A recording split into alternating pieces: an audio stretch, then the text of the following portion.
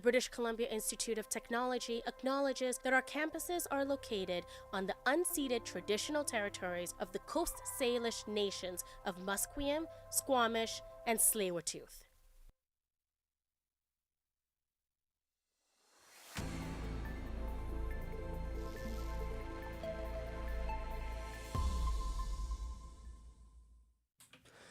Good morning, my name is Jonah Jung and this is your 10:30 news update. Later on in the cast, we will be covering on what is happening in BC and around the world. An accident has happened in Lions Bay, BC involving the death of a young hiker. RCMP says a 17-year-old hiker fell through a gully and was later found dead. The Mounties Ada Police and local search and rescue groups received a report of 2 hikers being lost on Sunday. Our producer Caroline Doyle has more on the report. Thank you, Jonah. According to their report, 2 hikers were separated as the teen fell into a gully, and the responders took the teen to the hospital, but he was unresponsive. Sergeant Dalsa Langley of the Sea to Sky Detachment says they're working to reach out to family and friends of the deceased. Up and coming in our cast, we will dive into more on a South Asian festival and a woman-owned business. Back to you, Jonah. May is Skin Cancer Awareness Month, and BC's Save Your Skin Foundation is working hard to raise awareness about the disease. Reporter Leah Warren has more on the importance of being conscious of the cancer.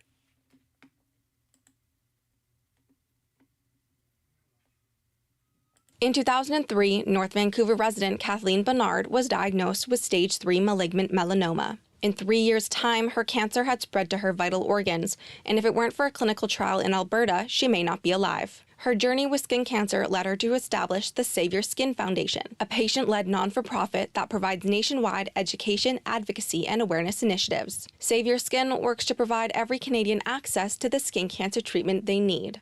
According to the Government of Canada, skin cancer is the most common of all cancer types, yet it is one of the most preventable. For the past 19 years, Bernard and the Save Your Skin Foundation have hoped to support and educate Canadians in order to lessen the incidence of skin cancer in the country. Leah Warren, BCIT News. Coming up now is news on what is happening around the globe. The airports in the U.S. are implementing new changes for travelers. They will now require real ID to travel within the country. Julie Walker from the Associated Press reports on how the U.S. travelers are responding right now. Real ID requirements are finally here after a 20-year delay, and that means those flying within the U.S. need the new, more secure identification or face issues, says TSA's Thomas Carter. That they could be subjected to additional enhanced screening at the checkpoint. So that may cause a slight delay for them. He says you can use a passport if you don't have a license with Real ID. Meanwhile, people have been lining up at government offices across the country to get the Real ID. Flyers at Newark Airport are divided. I've had it for 5 years at least, so back when they first started talking about it, and it was a good idea back then. Feels like a tax on everyday people, having to upgrade their licenses and all of their identification. Following September 11th, the Real ID was supposed to enhance security. I'm Julie Walker. The U.S. government says travelers without the IDs will still be allowed to travel without difficulties as of now. The next news is on what is happening on the other side of the world. India has fired 26 missiles to Pakistan as the conflict near the border intensifies. Since the deaths of tourists happened in India-controlled Kashmir, India has accused Pakistan of the casualties as Pakistan denies the claims. Pakistani Prime Minister Shehbaz Sharif says the country has every right to respond towards this act of war conducted by India. Shashank Joshi, a defense editor for The Economist, a news outlet from the UK, says this retaliatory actions are not surprising. I would be surprised, let's put it this way, if we didn't see some kind of at least symbolic Pakistani retaliatory missile attack on Indian soil. Indian Defense Minister says India has the right to retaliate and target the ones that hurt its citizens. Coming up next is who will be the next pope. As the conclave begins today, 133 cardinals gather at the Sistine Chapel in Vatican City to elect its new Holy Father. This year, 4 cardinals from Canada will be taking part in the conclave. Father John Walk says the cardinals will consider their vocation to their faith. The whole church, including the church in heaven, is watching them. And they're going to be in front of the Last Judgment fresco of Michelangelo thinking about their responsibility before God. Stay tuned for more on BCIT's 1680 The Crow.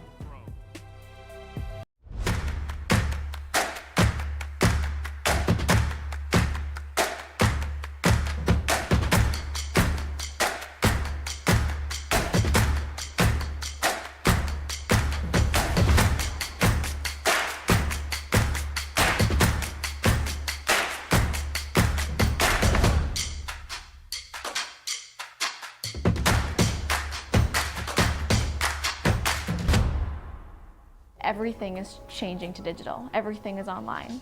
People aren't just waiting for the 6 o'clock news anymore. People want their news right now. They want to be able to go onto their smartphone, onto the internet, and see the news that they want to see. Vancouver is growing at, a really rapid rate, the Lower Mainland even, and with the tools that we're given here, we're able to cover all of that.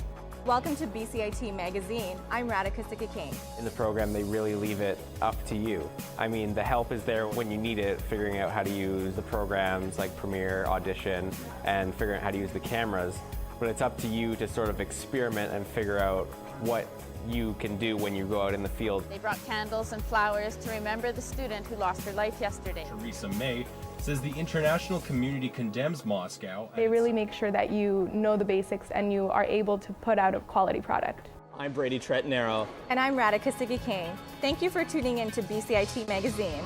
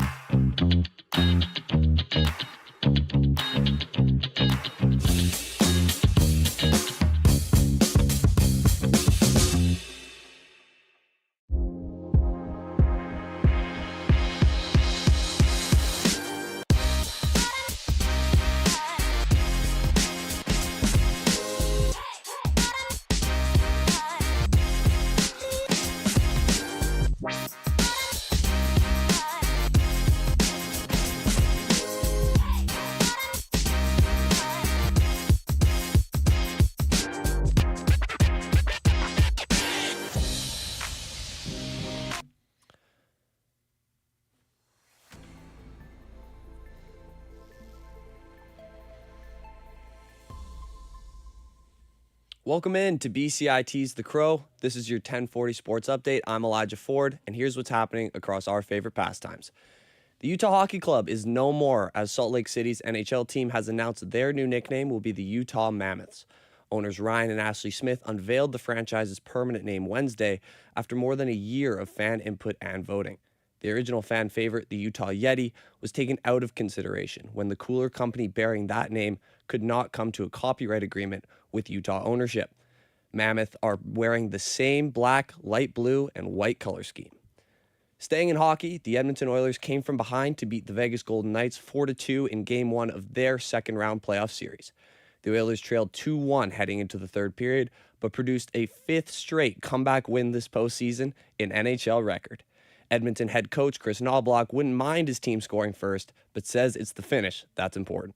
I think if you can pick a period that you're going to be the strongest in, as a coach, you want to be best in the third period because that's where it's going to come down to. And I've been very happy with our third periods.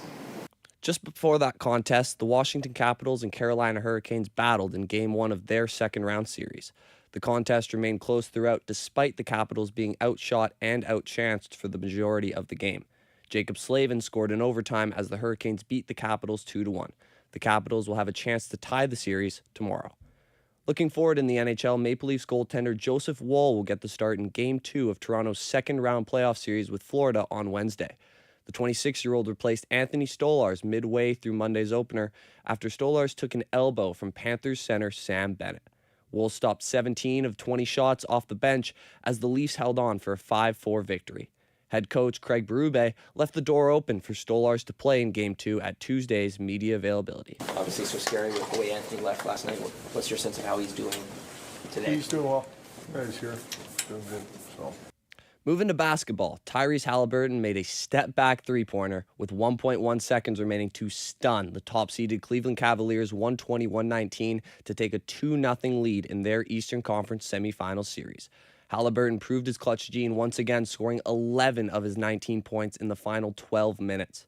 He joins LeBron James as the only players to hit 2 game winners with less than 2 seconds left in a single playoff run. Here's Mark Boyle on the call. 4 seconds to go. Halliburton for 3! 3-ball! Up top! Indiana by 1! Game 3 will take place on Friday. In other NBA news, Golden State Warriors star Steph Curry was sidelined by a strained left hamstring early in the second quarter of Game 1 at Minnesota. His status is day-to-day, but coach Steve Kerr has already ruled out Curry for Game 2. Curry grabbed at the back of his left leg after hitting a 14-foot floater and immediately headed back to the locker room. Despite Curry playing less than half the game, the Warriors were still able to take care of business, holding the Timberwolves to only 88 points as they took a 1-0 lead in the best-of-7 series. Game 2 is tomorrow. The NFL had its first big news of training camp. The Pittsburgh Steelers have run out of patience with polarizing wide receiver George Pickens. The team has agreed on a trade that sends the talented 24-year-old to the Dallas Cowboys. The Steelers will get a third-round pick in the 2026 draft and a fifth-rounder in 2027. The Cowboys receive an additional 6th-round pick in 2 years. Pickens has spent the first 3 seasons in the NFL being equal parts productive and petulant, mixing highlight reel catches with bouts of immaturity along the way. Pickens joins the Cowboys offense that could use another downfield threat to pair with star wide receiver CeeDee Lamb. Moving international, Inter Milan beat Barcelona 4-3 after extra time in another roller coaster encounter to reach a second Champions League final in 3 years. In the end, it took extra time, 2 astonishing Barcelona comebacks, and 13 goals to separate the teams and see Inter prevail 7-6 on aggregate. Substitute Davide Fratesi was the extra-time star for Inter, firing home in the 99th minute to leave the Barcelona players slumped to the ground. Inter will face either Paris Saint-Germain or Arsenal on May 31st for the title. Thank you so much for tuning in to the 1040 Sports Update with BCIT's The Crow. I've been Elijah Ford.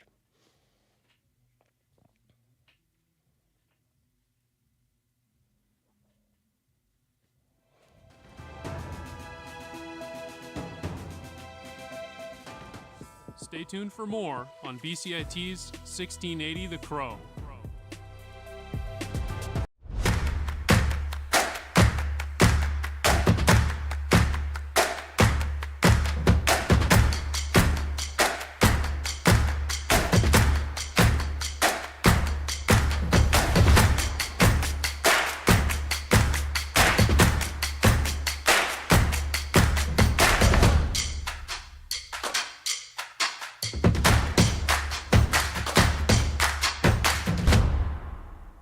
everything is changing to digital. Everything is online. People aren't just waiting for the 6 o'clock news anymore. People want their news right now. They want to be able to go onto their smartphone, onto the internet, and see the news that they want to see. Vancouver is growing at, a really rapid rate, the Lower Mainland even, and with the tools that we're given here, we're able to cover all of that. Welcome to BCIT Magazine. I'm Radhika Sikakane. In the program, they really leave it up to you. I mean, the help is there when you need it, figuring out how to use the programs like Premiere, Audition, and figuring out how to use the cameras.